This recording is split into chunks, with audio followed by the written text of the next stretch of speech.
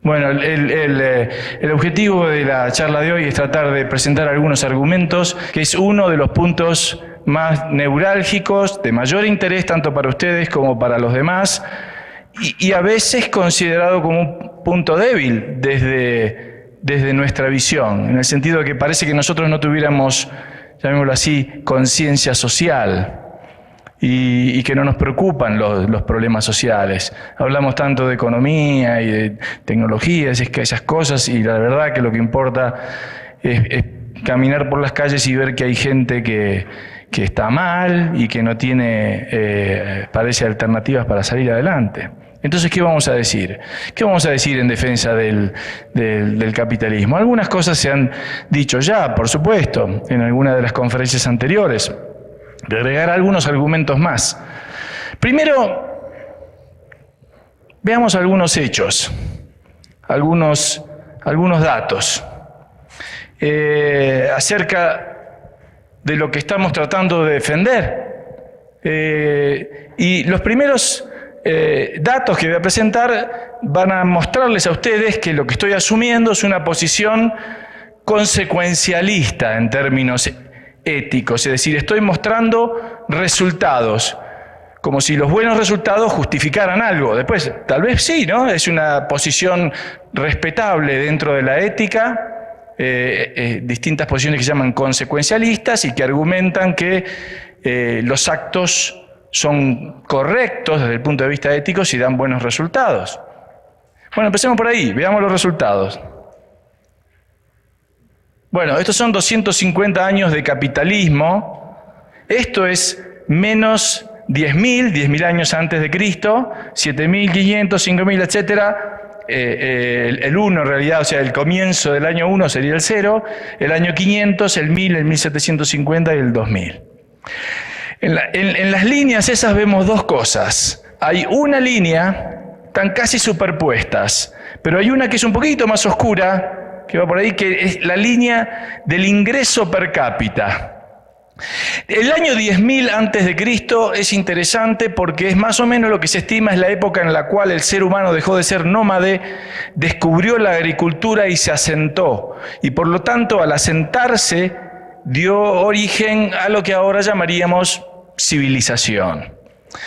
Por supuesto que la existencia del hombre y de hominoides, digamos, ancestros del hombre es mucho anterior.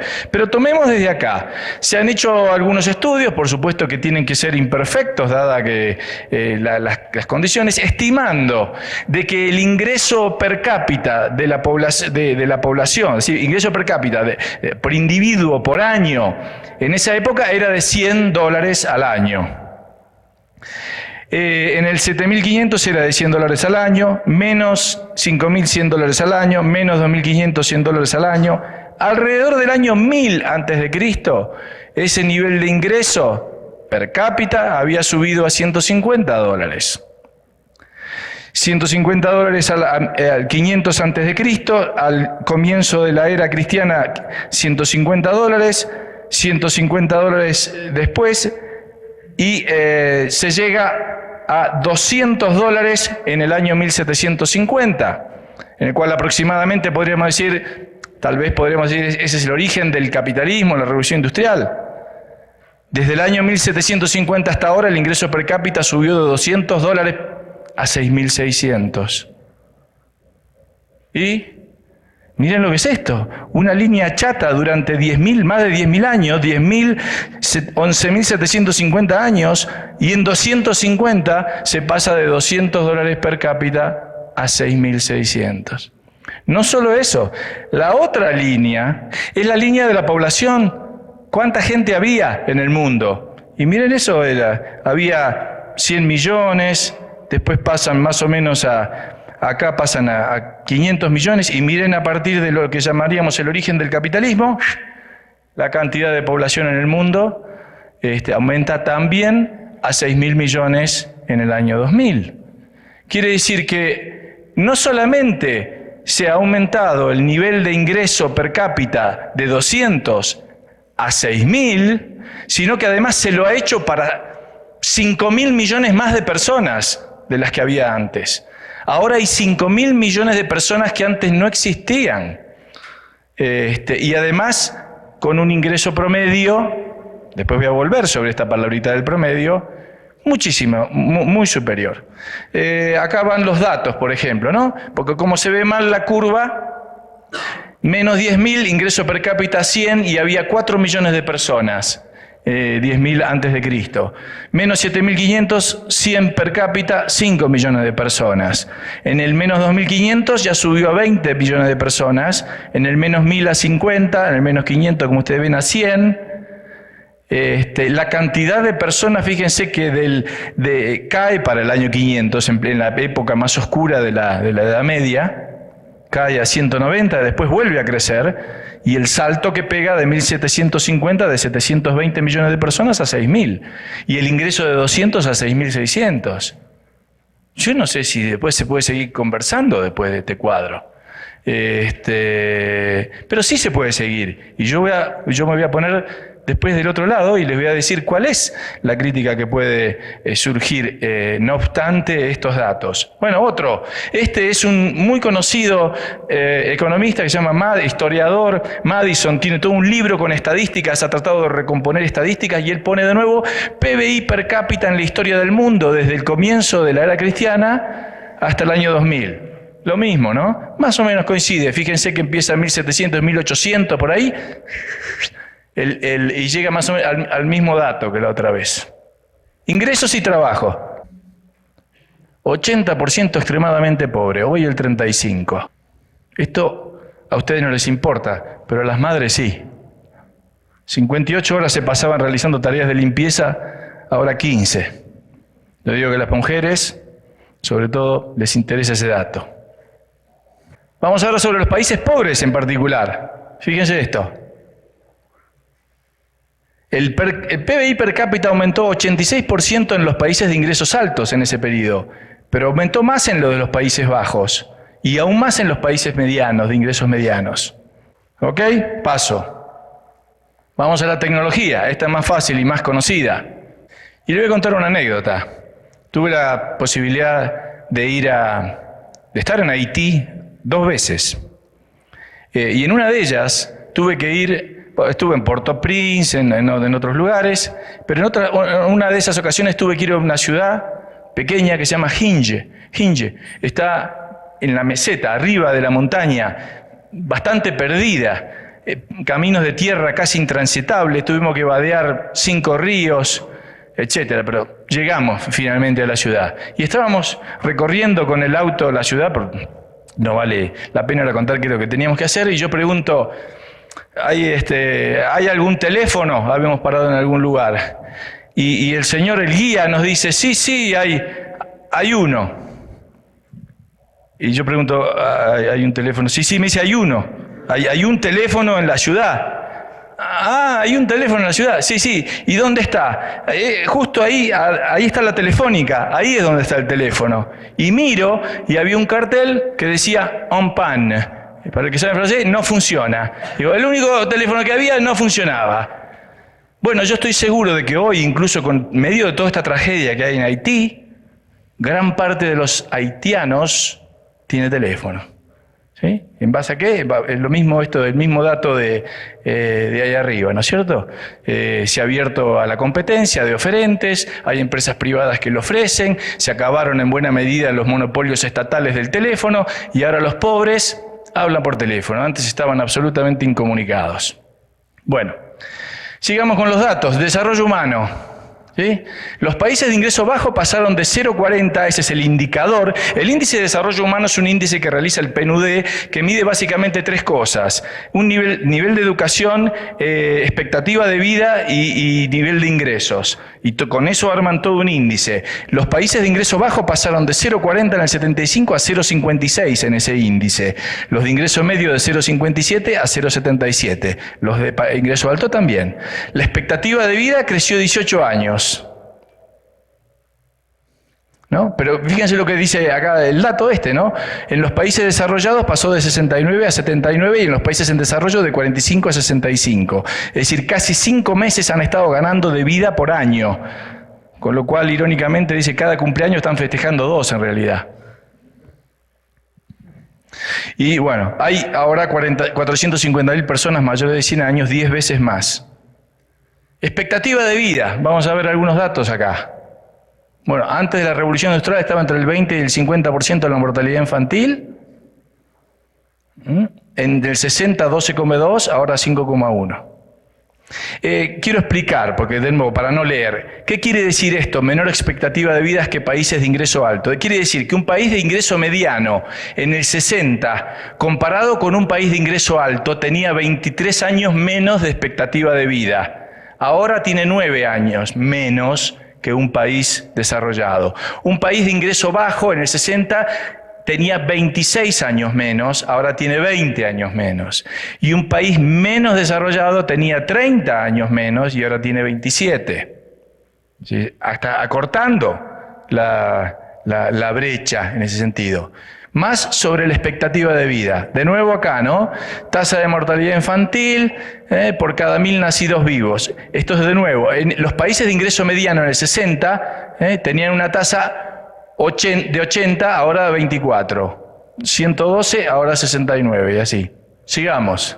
Incluso cuestiones relacionadas con el medio ambiente. Tema que voy a sacar, fíjense ustedes ahí. Los países ricos hay una mayor protección ambiental. Este punto que fue planteado acá, digamos, gracias a la tecnología utilizamos menos tierra para alimentar a una persona de la que se utilizaba antes. Esto es una hipótesis, digamos, de que en general los países cuando se alcanza un determinado nivel de ingresos las emisiones tienden a caer. Y esto también es cierto, hay muchos estudios que muestran que las muertes por catástrofes naturales han caído notablemente. Lo que pasa es que ahora las vemos por televisión. En 1930 o en 1910 ocurría un maremoto en Indonesia y nadie se enteraba ni se daba cuenta mucho de lo que había pasado. Ahora lo tenemos así, bien por CNN y en forma inmediata. Bueno, es típicamente el caso de Haití, ¿no? Pero la estadística lo que dice es eso. Ahora, increíbles resultados, increíbles. So what? Porque alguien me va a decir, sí, vos me podrás decir todo eso, pero el capitalismo es injusto y la riqueza está mal distribuida. Y aumentaron las diferencias, y bueno, ahí dicen que no aumentaron las diferencias, pero sigue habiendo enormes diferencias, sigue habiendo pobreza.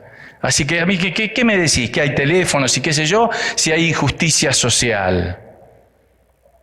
Bueno, vayamos a ver algunos argumentos respecto de esos. Voy a hacer esta comparación y les quiero plantear a ustedes lo siguiente. Paren. ¿Qué es lo que le preocupa a ustedes y al que le está hablando? ¿Le preocupa la diferencia o le preocupa la pobreza? Son dos cosas distintas, déjenme decirlos. Son dos cosas totalmente distintas. Y lo quiero explicar con este caso. Esto de aquí es la familia Krause, los ingresos, digamos, de la familia Krause o del señor Krause y del señor Gates, senior, es decir, de mi papá y del papá de Gates, ¿ok? Mi papá, digamos que ganaba, yo puse acá, pongamos $1.000 por mes. Estoy seguro que el papá de Gates vivía en Estados Unidos, un país más rico, pongamos, ganaba $2.000 por mes. Es decir, acá había una brecha en la cual el señor Gates ganaba el doble que mi papá. Bueno, ahora vamos a comparar a los juniors, es decir, Krause Jr., que soy yo, y Gates Jr., que ya vemos quién es. Bueno, Krause Jr. está acá, y Gates Jr. lo puse acá siendo muy recatado, porque en realidad tendría que haber ido hasta por arriba del techo, ¿verdad? Pero estaba, digamos, ahí terriblemente, ¿no es cierto? Entonces, ¿qué es lo que pasó? Fíjense ustedes, la verdad que la brecha aumentó. La brecha aumentó muchísimo. Es más, ahora vamos a ver, hasta se quintuplicó, no sé o cuánto. Aumentó muchísimo la brecha. Pero la pregunta es, ¿pero yo estoy peor o mejor? ¿Qué es lo que me preocupa? Entonces, fijémonos ahora en esto. Esto es ya no Krause contra Gates, sino Krause Sr. contra Krause Jr. Este era Krause Sr., mi papá, tenía un ingreso de 1.000. y yo ahora me puse uno de 5, no sé, no le digan a la agencia de recaudadora de impuestos por las dudas, pero digamos, no creo, es mentira, pero es puesto para el gráfico nomás. Pero digamos, pasamos de mi papá a mí, de 1.000 a 5.000, yo aumenté 5 veces. Ahora, la diferencia con Gates aumentó muchísimo. Ahora, la pregunta es, ¿qué me importa? ¿La diferencia o me importa si mejoramos o no mejoramos? Es una discusión muy distinta. Yo diría, nosotros, por lo menos yo, a mí me importa que los que están más abajo progresen, avancen, crezcan.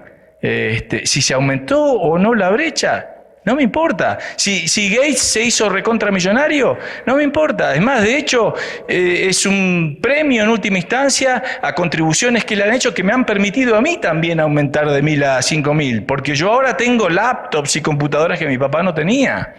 Y eso me ha permitido a mí ser más productivo de lo que él era. Y me ha hecho mi vida más fácil.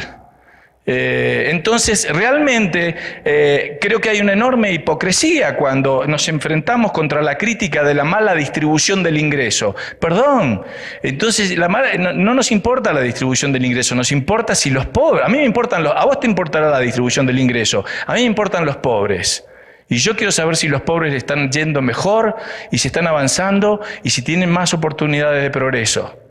Y no me importa si esa brecha va más, eso ya me suena a envidia, debo decir, más que preocupación por los que están más abajo. Entonces, voy a tratar de ahora de mostrar alguna explicación, algún justificativo ético al capitalismo también, y en cierta forma, sí, aquello que nos proponen los que nos hablan permanentemente de redistribución, si ellos pueden levantar la bandera ética de la redistribución. Entonces vamos a esto. La verdad que estamos hablando acá de distintas teorías de la justicia distributiva.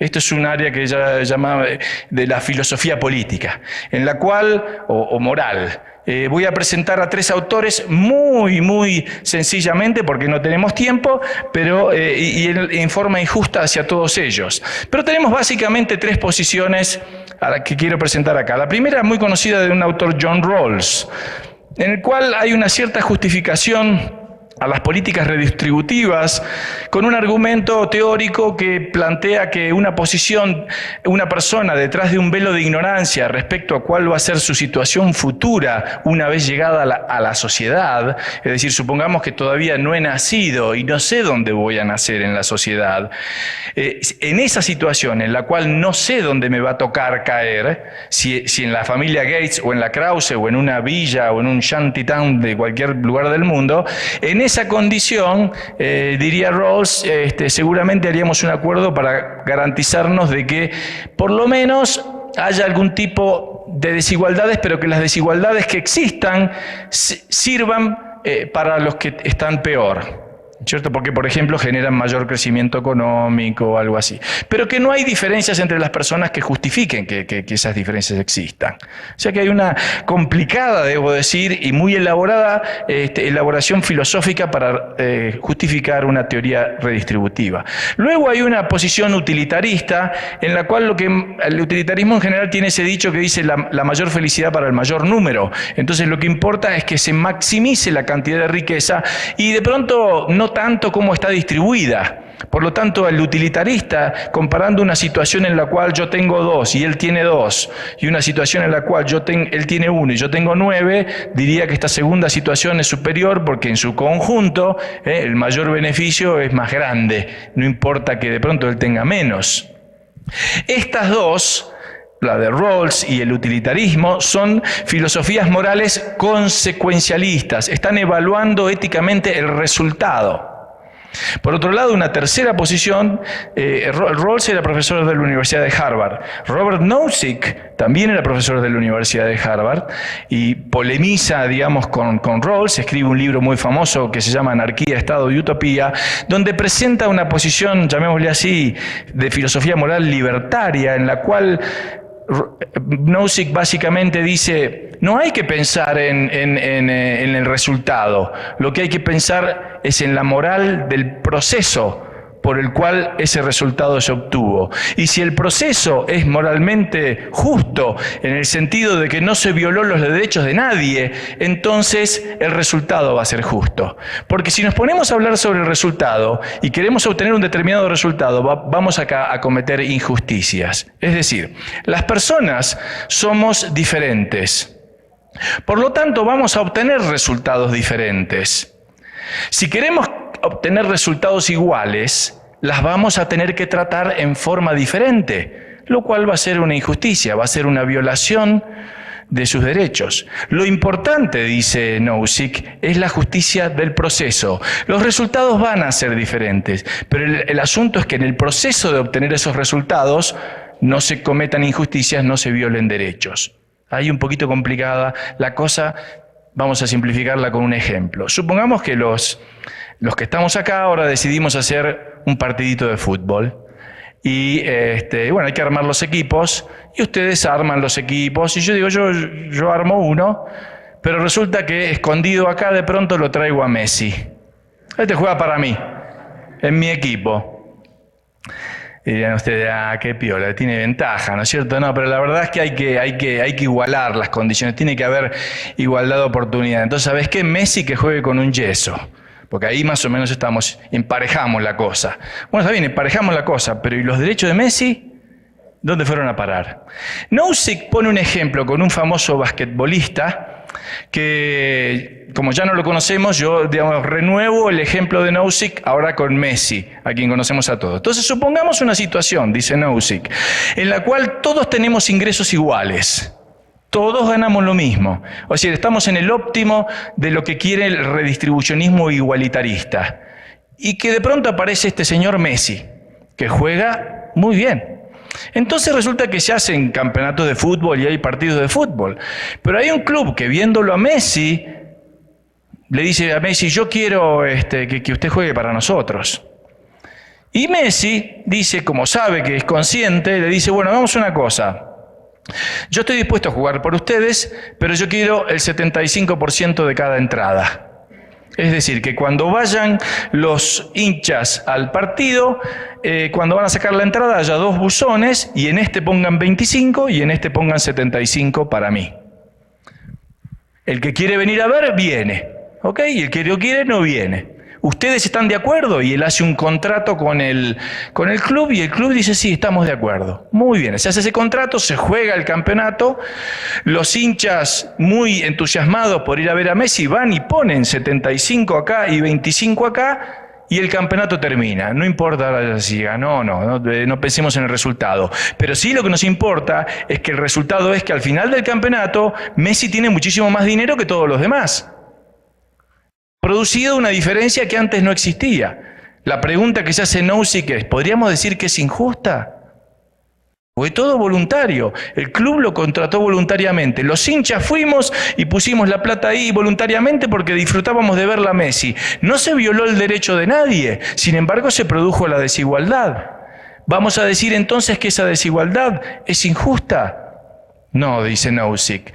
Lo que hay que evaluar es la justicia del proceso, y si el proceso fue justo en el sentido de que no se violaron derechos de los demás, entonces el resultado, aunque sea diferente, va a ser justo. Y la moralidad del capitalismo, dice, es seguir aquella máxima de cada uno según su elección, a cada uno según sea elegido. ¿Recuerdan aquella famosa frase que usaba Marx que decía que el socialismo iba a ser de cada uno según su capacidad, a cada uno según su necesidad? Es decir, la máxima del capitalismo es que cada uno pone y aporta lo que quiere aportar, o lo que tenga capacidad de aportar, o lo que tenga oportunidad de aportar. Yo no puedo aportar mucho en el fútbol, obviamente no me iría bien ahí, pero bueno, tendré otros lugares donde piense que puedo aportar algo. Y lo que yo reciba no va a ser decidido por mí. Lo que yo reciba como remuneración es decidido por los demás. Es lo que los demás estén dispuestos a pagar para aquello que yo estoy ofreciendo. Es decir, Nozick dice, la justificación moral del capitalismo es que nos fuerza a todos, persiguiendo nuestro interés personal, a poner la atención en los demás. Nosotros tenemos que pensar en los demás porque esa es la única forma en la cual podemos obtener nuestros objetivos. Y si quieren ser más específicos, podemos obtener dinero. Yo, para hacer dinero, tengo que pensar en qué es lo que necesitan ustedes y qué es lo que ustedes estarían dispuestos a pagar. Porque no se lo puedo sacar a la fuerza. Los tengo que seducir para que abran la billetera y me den esos billetitos ahí que yo los quiero para mí. Pero para eso les tengo que ofrecer algo. Es decir, mi mente está necesariamente puesta en satisfacer alguna necesidad de los demás. Y eso es una gran interesante justificación moral. O ustedes no son de esa época, pero ayer hablábamos, ¿te acuerdas cuando hablábamos de Sui Generis? Hay una canción que dice: Dios es empleado en un mostrador, da para recibir. Eso es el capitalismo, no saquemos la parte religiosa. Dice, da para recibir. Hay que dar, recibir. Si no das, no recibís nada. Yo puedo hacer un cuadro que yo piense que es lo más grande que hay, y pensar que ese cuadro debería valer 3 millones de dólares. Pero si no valoran los demás 3 millones de dólares, no lo vale. Lo que vale es la valoración de los otros, no la mía. Digamos, yo diré si estoy dispuesto a hacerlo o no hacerlo, pero cuánto va a valer eso es lo que los demás estén dispuestos a pagar. Entonces, necesariamente en el mercado, yo para perseguir mi interés personal tengo que poner la mira en lo que los otros necesitan. Bueno, entonces, pero en realidad no habría que ayudar a los demás. Porque hay gente que casi todo necesita. Sigamos. ¿Es justificable moralmente la redistribución a través del Estado? A los que ven el chiste, se lo traduzco también. Acá está Robin Hood con un amigo y el amigo le dice: me estoy cansando, Robin, ¿por qué no le enseñamos a los pobres a que roben ellos mismos?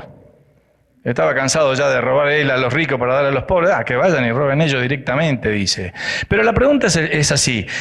¿Puedo yo tener algún tipo de justificación moral respecto a la redistribución que se hace a través del Estado? Entonces déjenme ponerles de nuevo un ejemplo muy tonto, ¿no?, de los que suelo usar. Supongamos que yo me muero y voy si llego a la puerta del cielo está San Pedro. San Pedro tiene una lista y dice, a ver acá, Krause Martín. Muy bien.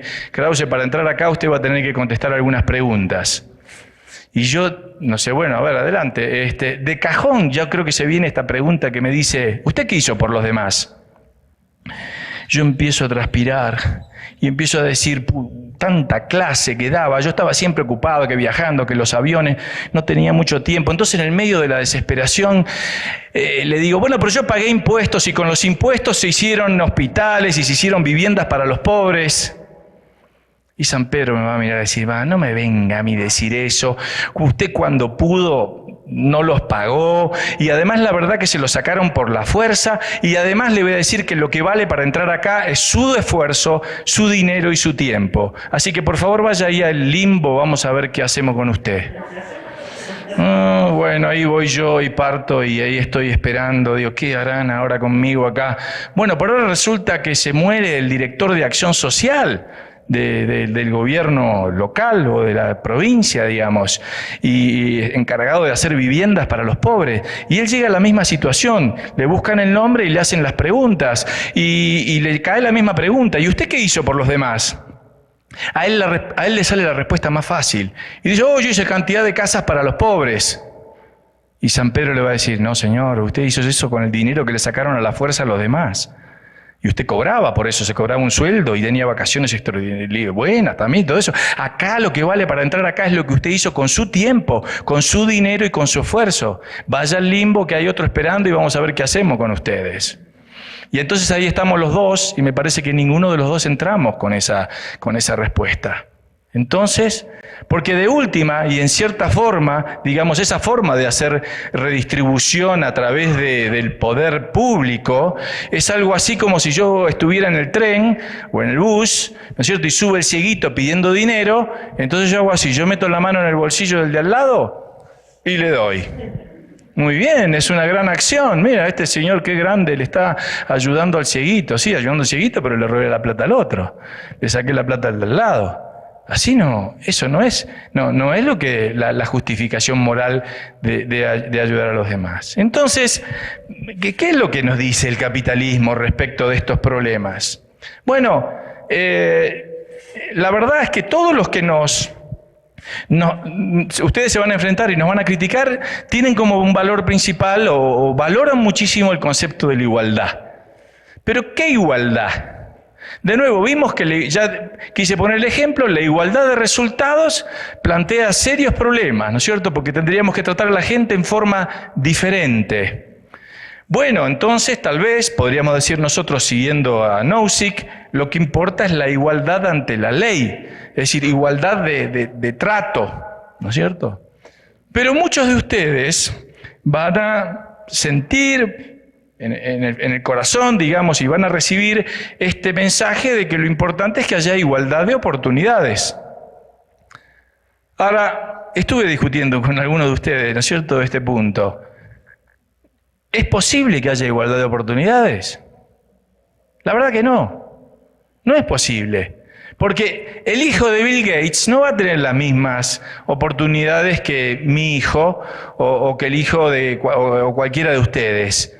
Y el hijo del que nace en una villa miseria tampoco tiene las mismas oportunidades. Pero no es solamente una cuestión de ingreso y de riqueza, ¿no es cierto? La que llegó a este mundo, y hay unas cuantas acá, muy linda, no tiene las mismas oportunidades que la que, no ofendamos a nadie, digamos, pero que no es tan linda de pronto. Entonces no va a tener las mismas oportunidades. Lo mismo le pasa a los varones, hay algunos que son altos, otros que son más bajos, unos que son más gordos, otros que son más flacos. La verdad que, ¿cómo van a ser iguales las oportunidades? Algunos que son más simpáticos, otros que son menos simpáticos. En fin, no van a ser iguales. Es una imposibilidad conceptual. Sin embargo, el argumento y el eslogan de la igualdad de oportunidades reina por doquier. En realidad, cuando se le pregunta a los que hablan de igualdad de oportunidades, lo que están queriendo decir es que haya un mínimo de oportunidades. Alguno dice, bueno, está bien, las oportunidades no pueden ser iguales, pero que haya un mínimo, que la gente, ¿no es cierto?, tenga ese mínimo sustento de oportunidades. Ahora, mi pregunta en ese sentido, yo tengo 2 puntos respecto a este mínimo de oportunidades. Primero, dado todos los datos que vimos al principio, ¿no es el capitalismo el que está generando entonces enorme cantidad de oportunidades? ¿No es el capitalismo el que permitió que cuando en vez de que hubiera 1.000 millones de personas en este planeta haya 6.000? Es decir, que de pique ya creó 5.000 millones de oportunidades. Y segunda, ¿por qué se creen ustedes de que la única forma de generar ese mínimo de oportunidades es a través del Estado? ¿Por qué? ¿Porque el mercado no puede generar eso también? Bueno, la segunda parte de mi charla va a querer mostrar que sí, que puede. Y que puede generar esas oportunidades y que puede cubrir las preocupaciones sociales que tenemos nosotros y que tienen todos aquellos que nos enrostran no tenerlas. Entonces vamos a ver cómo el mercado ahora puede resolver estos problemas. El problema es entonces, y vuelvo a decir yo, más que la redistribución, es qué hacemos con los pobres. Y la primera pregunta, por supuesto, que quisiera plantearles a todos ustedes es si creen que había que hacer algo. ¿Hay que hacer algo por los pobres?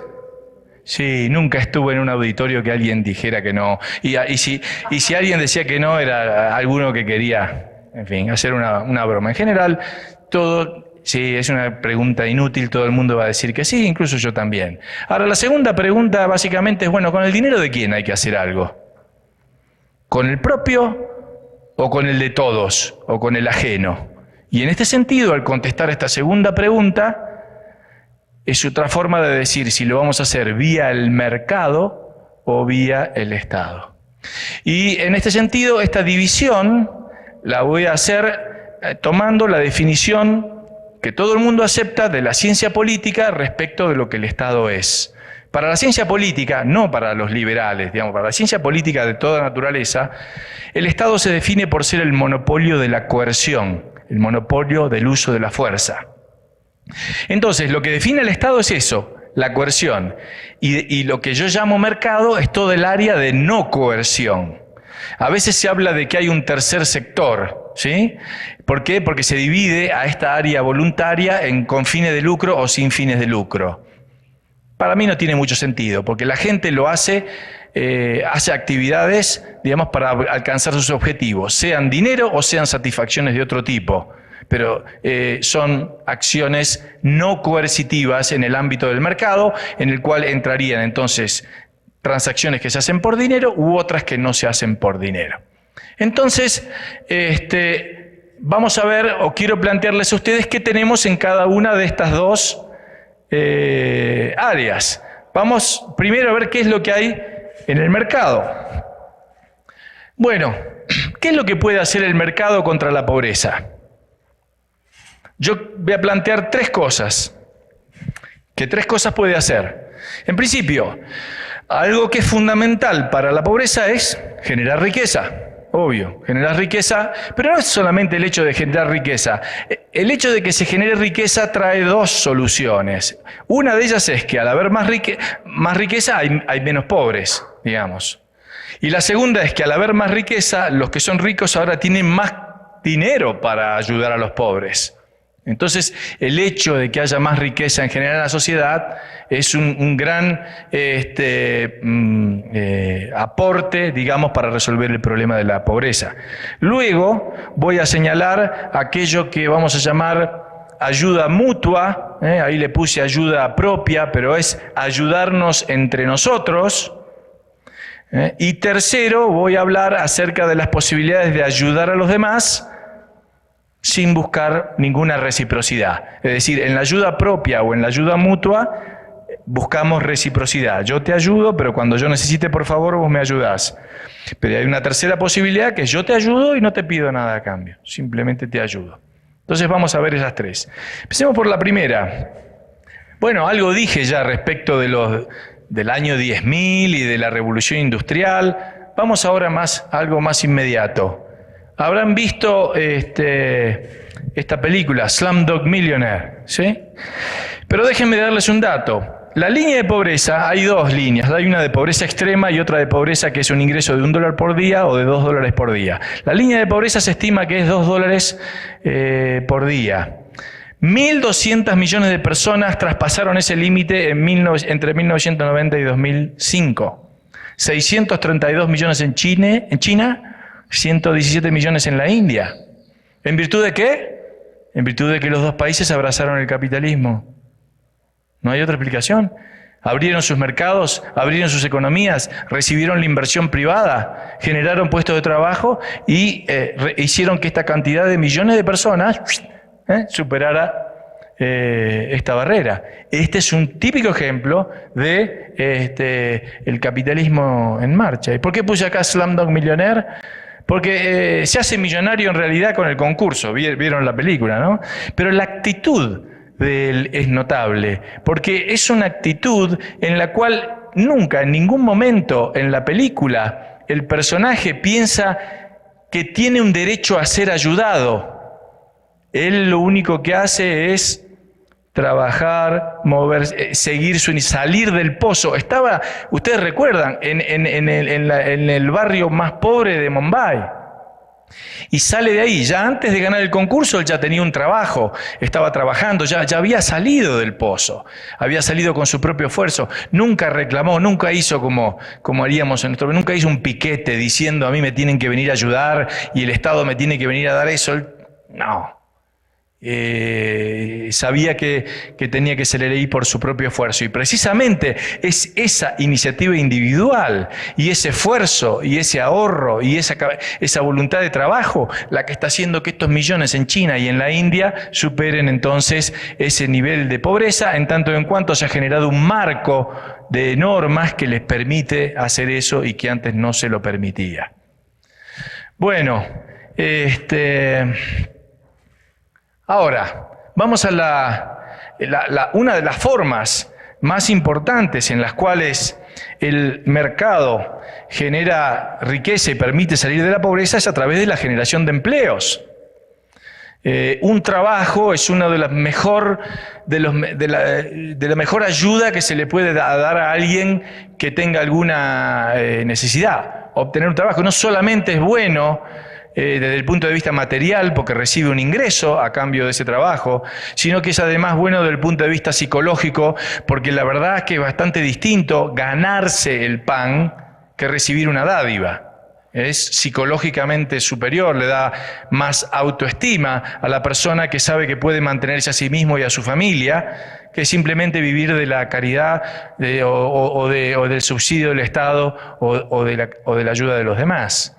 Yo creo que si a cualquiera de ustedes a cualquier pobre ustedes le preguntan qué prefiere, un trabajo o una ayuda, salvo que sea muy cínico, va a querer en general, gente honesta, va a querer trabajar. Entonces, ese es el principal mecanismo. Y lo que nos encontramos acá es que precisamente a todos aquellos que nos hablan de la redistribución, lo único que hacen, o como parte de toda su visión, terminan generando barreras a veces insalvables para la creación de empleo.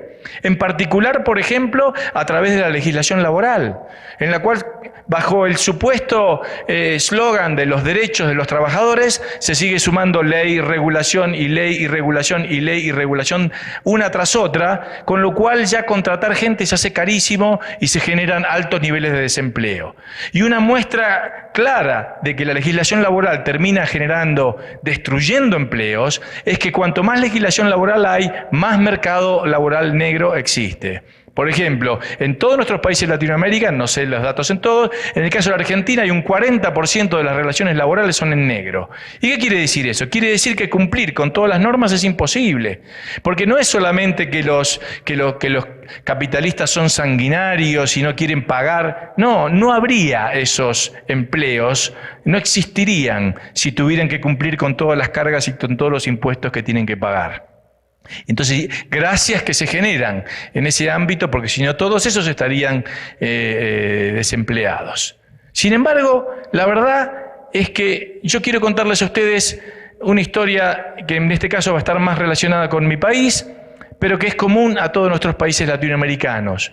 Hubo otros momentos en los cuales no había legislación laboral. Déjenme decirle algo, en el caso de la Argentina, a fines del siglo XIX y principios del siglo XX, no había legislación laboral. Lo único que había era 6 artículos del Código Civil que reglamentaban lo que se llamaba locación de servicios, que simplemente decía que se firmaba un contrato voluntario entre las partes y simplemente había que cumplir ese contrato, y punto. Y en esa época en la cual no había legislación laboral, vinimos todos nosotros a ese país. Cientos de miles y hasta millones de inmigrantes buscaron ese país porque había oportunidades. Y no había legislación laboral. Y déjeme decirle algo más, si eso es poco. Hay un economista bastante reconocido, por suerte no es argentino, es cubano y exilado, que se llama Carlos Díaz Alejandro. Murió ahora, pero en algún momento, y vaya a saber por qué, él se entusiasmó con la historia económica de la Argentina y escribe un libro sobre la historia económica argentina. A mí me parece bueno porque en cierta forma es alguien, llamémoslo, neutral. Es un cubano en Estados Unidos, mira a la Argentina, no tiene ninguna cuestión afectiva para estar jugando a favor de uno o a favor de otro. Y él cuenta qué era lo que pasaba en esa Argentina en la cual no había legislación laboral.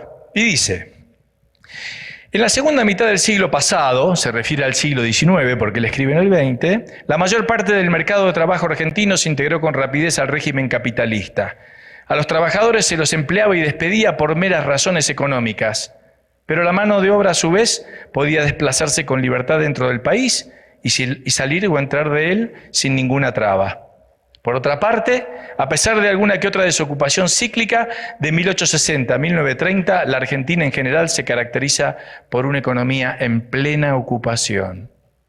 Yo digo, 1860 a 1930, 70 años sin desempleo y con plena ocupación. ¿No es raro eso? Ahora es imposible de alcanzar. Después tuvimos 70 años, nunca más tuvimos eso. 70 años sin desempleo y además con cientos de inmigrantes llegando. Digo, de los pocos que estamos acá, somos todos venidos de los barcos, ¿verdad? A ver, los argentinos que estamos acá, díganme ustedes, o les hago tal vez a todos los que están acá. ¿Quiénes tienen 2 padres de su misma nacionalidad? Yo tengo 2 padres de su misma nacionalidad. ¿Sí? ¿Quién tiene 4 abuelos de su misma nacionalidad? ¿Quién tiene 8 bisabuelos de su misma nacionalidad? No quedó nadie, muchachos. La verdad que todos no estaban acá ustedes. Todos vinieron a aprovechar ciertas oportunidades que en estos ámbitos se daban. Somos, en nuestro caso en particular, más todavía, porque es una zona más bien deshabitada, como suele preguntarse de dónde vienen los argentinos, vienen de los barcos. Otras cosas se dicen de los argentinos también, ¿no?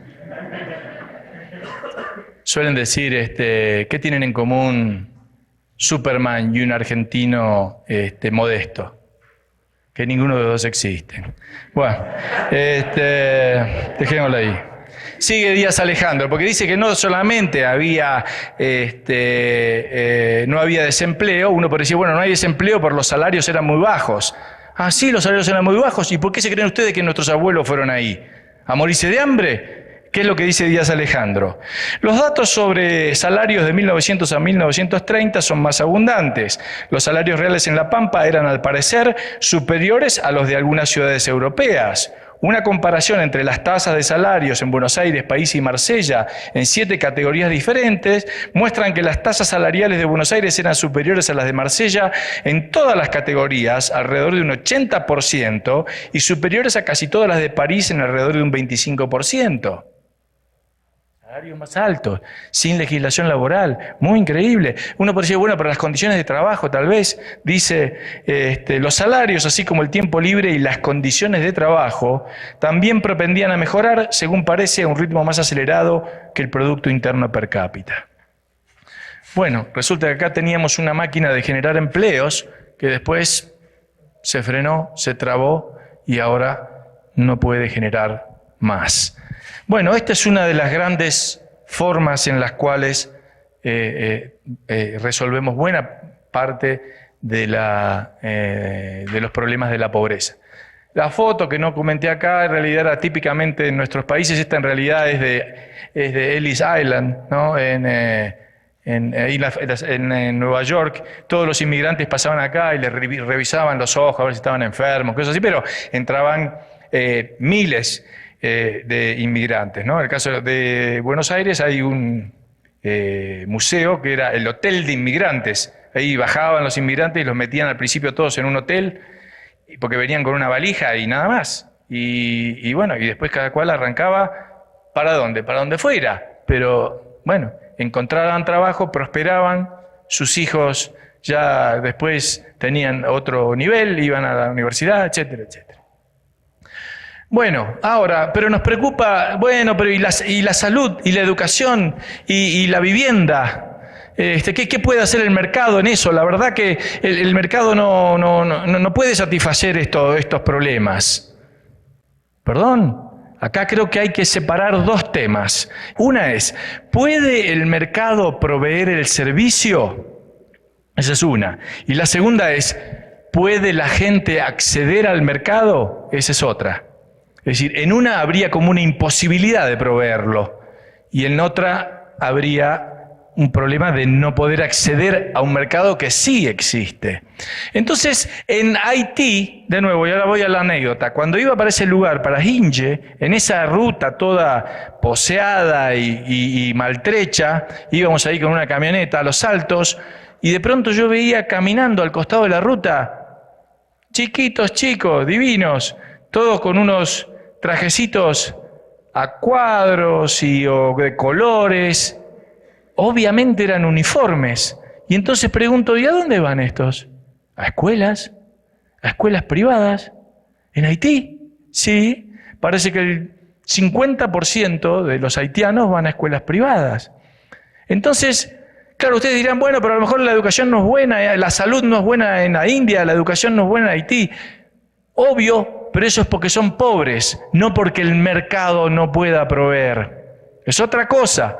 Entonces es una cuestión de pobreza y de preguntarnos por qué esos países no generan la riqueza que podrían estar generando. En el caso de la India la están generando ahora finalmente, ¿no? En el caso de Haití, ojalá que puedan generarlo luego de lo que pasó. Pero eso no quiere decir que el mercado no pueda proveer, porque el otro argumento es sí, el mercado puede proveer educación, por ejemplo, para los ricos, pero no provee educación para los pobres. Este es un señor inglés, un profesor que hizo una investigación acerca de colegios privados en la India. Entonces quiero que lo veamos.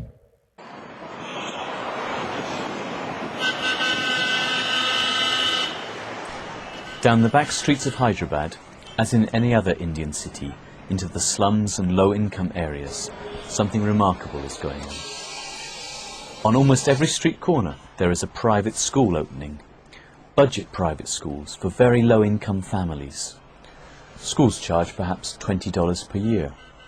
Children come from families of rickshaw drivers and market traders. Wherever you go, you may see advertisements for these schools. The market is growing increasingly competitive. School directors know they have to be noticed. Some critics complain that these budget private schools are just about businessmen exploiting the poor, or that they are just crammers not interested in education. Not so. Children are getting an education within these schools that they wouldn't otherwise get in the government alternative. Take the science fairs. In most schools, a two-day event where children make exhibits and display their knowledge of things scientific. Open to families in the community, through them children also learn communication skills and grow in confidence. In the presence of any acid, the blue litmus paper turns into red. Can you see, sir? What does he actually want? How much money to satisfy him? There is also drama and music. And although the schools are cramped for space in the slums, they still make time for PE and drill. There is a mixture of teaching going on. Some of it is rote learning.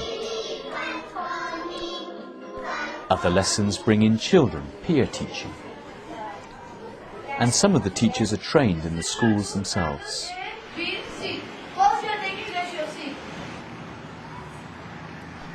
It's safe to say that most of these things wouldn't be found in the government schools.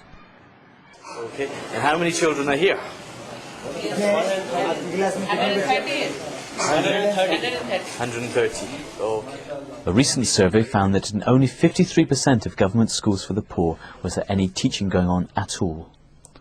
And with class sizes reaching 130, this is a far cry from the private schools for the poor, where the same survey found a hugely dedicated and accountable workforce. That's why parents choose to send their children to these schools, even though they have to pay fees.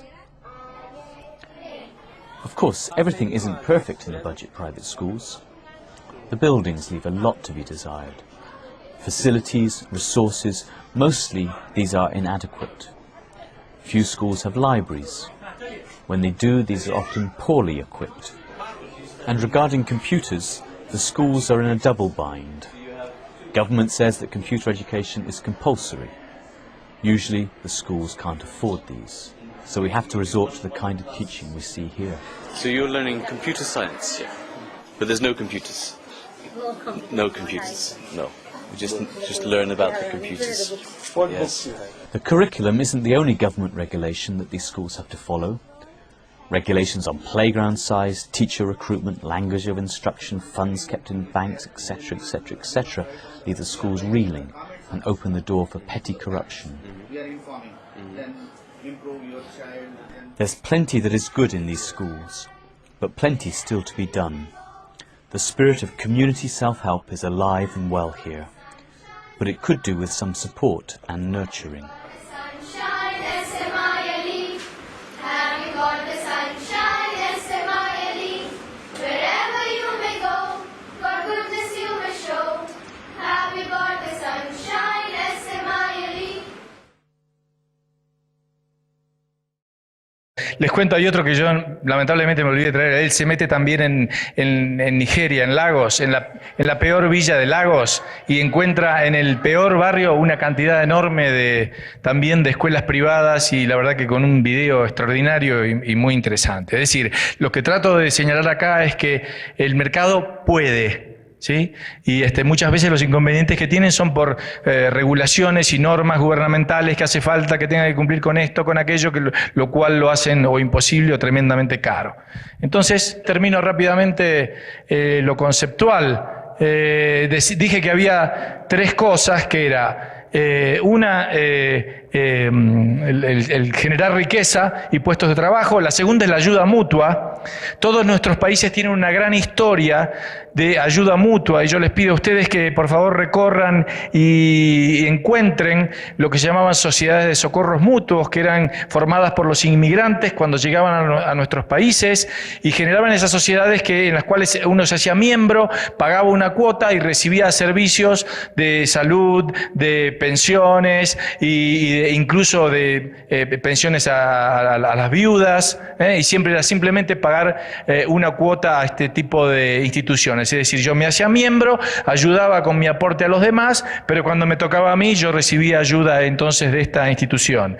Y la otra es la filantropía, esa cosa de dar para recibir, ¿no? Y de esto debo decir que hay una enorme cantidad de actividad. Es más, sin ir más lejos, le pido a todos, si quieren, cuando salen de acá, que van caminando, ¿vieron para donde está la plaza? Ahí donde está esta plaza que tenemos acá en la esquina.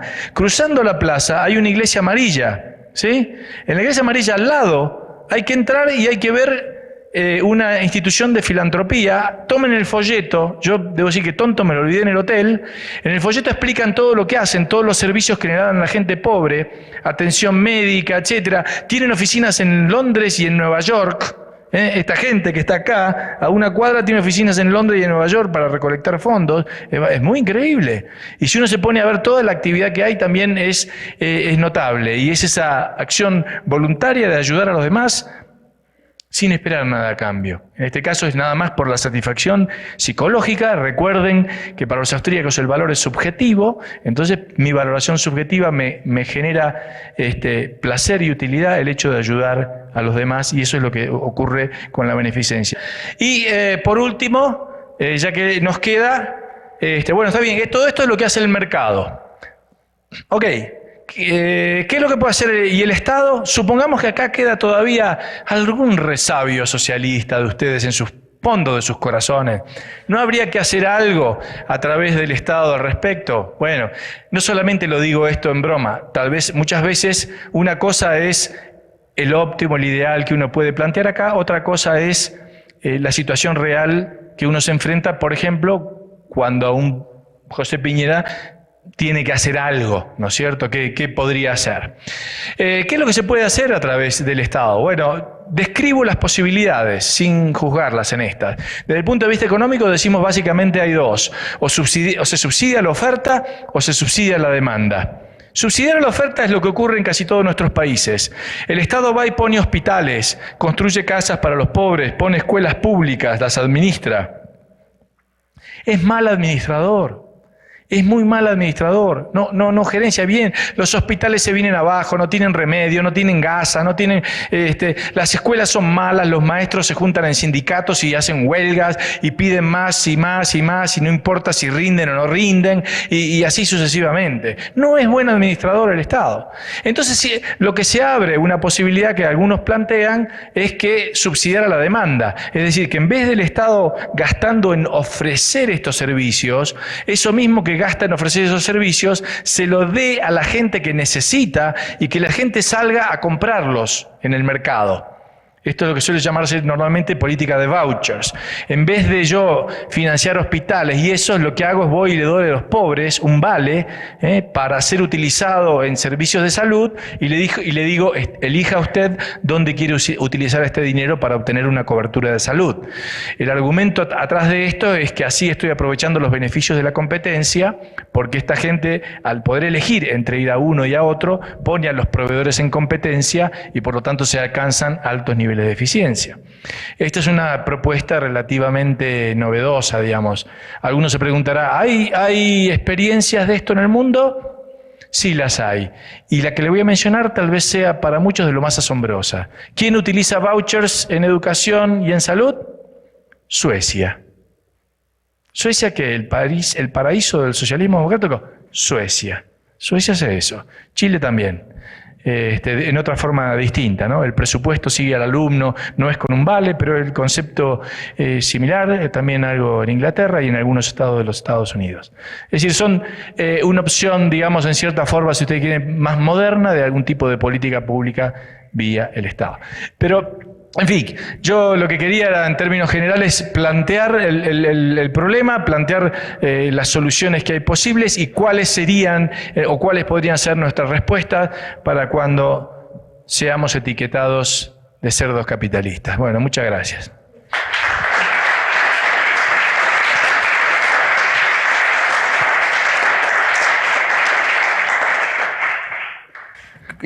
Ahí se nota cierta reticencia al sistema de vouchers, incluso en países como Chile.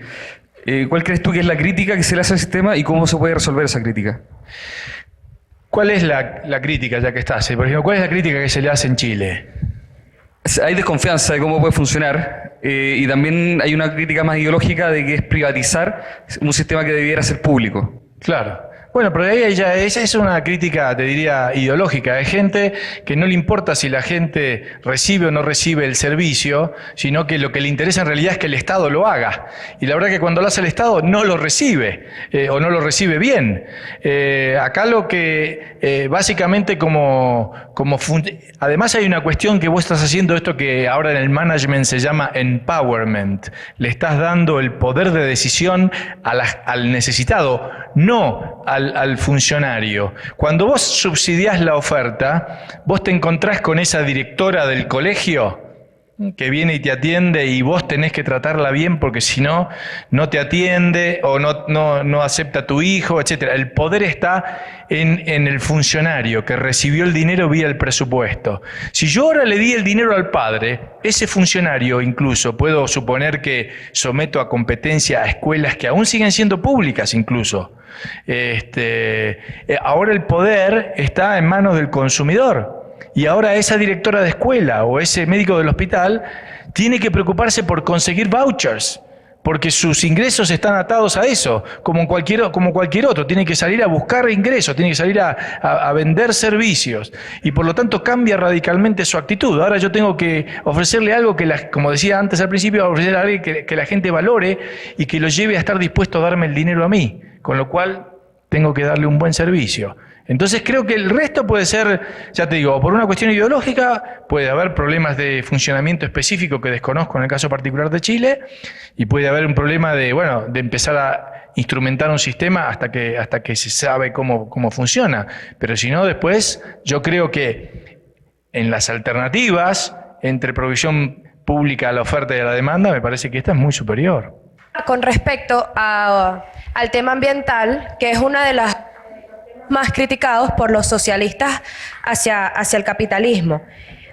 Mi pregunta es, ¿cómo se explica que las emisiones de CO2 comienzan a disminuir a partir de PIB de 4.000 a 8.000, como decía la lámina? Entiendo que a través del tiempo las tecnologías han ayudado a que, por ejemplo, los combustibles sean más eficientes, pero también sabemos que hay mayores industrias y por lo tanto hay mayor contaminación. Entonces quería saber en qué se basa este dato.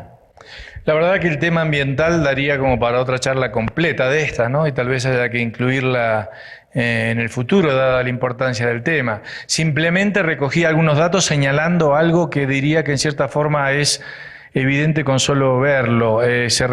Cualquiera que nosotros que recorre un país rico nota que el nivel de contaminación es menor que en los países pobres. ¿Por qué? Porque hay mayor infraestructura de capital, hay mayor capacidad de utilizar tecnologías, las tecnologías son nuevas.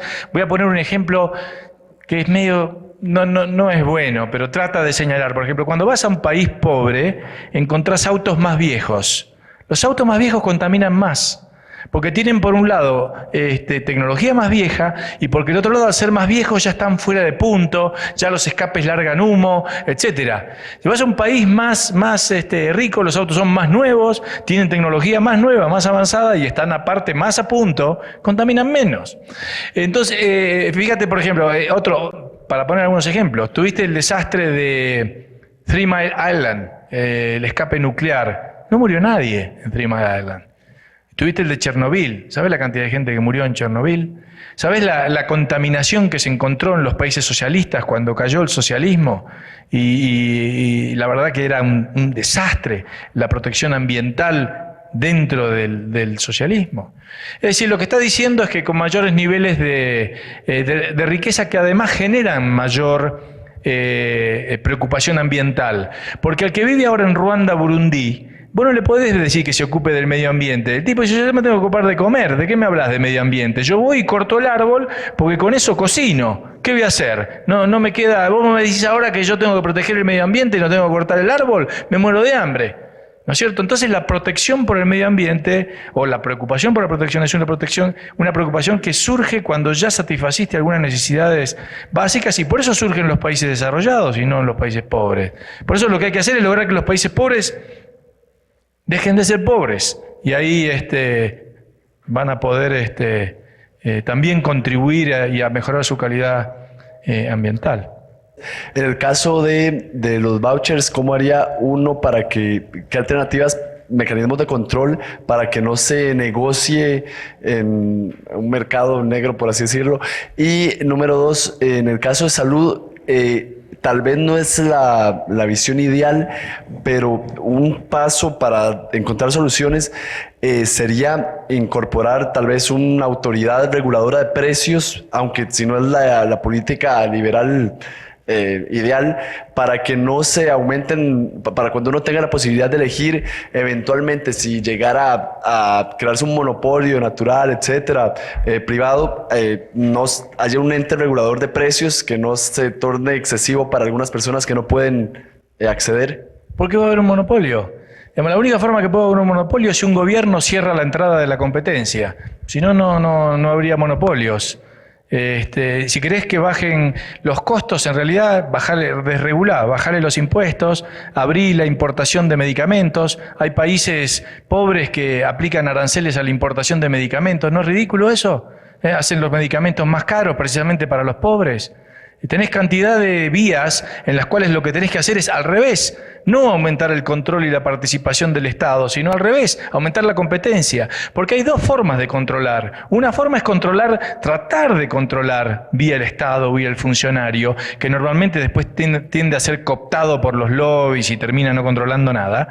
Y otra cosa es empowerment to the people, es decir, darle a la gente la capacidad de controlar con su capacidad de elegir. No me gusta lo que me estás dando, me voy al otro. No me gusta el servicio que me estás dando, me voy a aquel que es más barato. Y esa es la forma en la cual realmente controlas cualquier abuso. Bueno, vamos al corte. Gracias.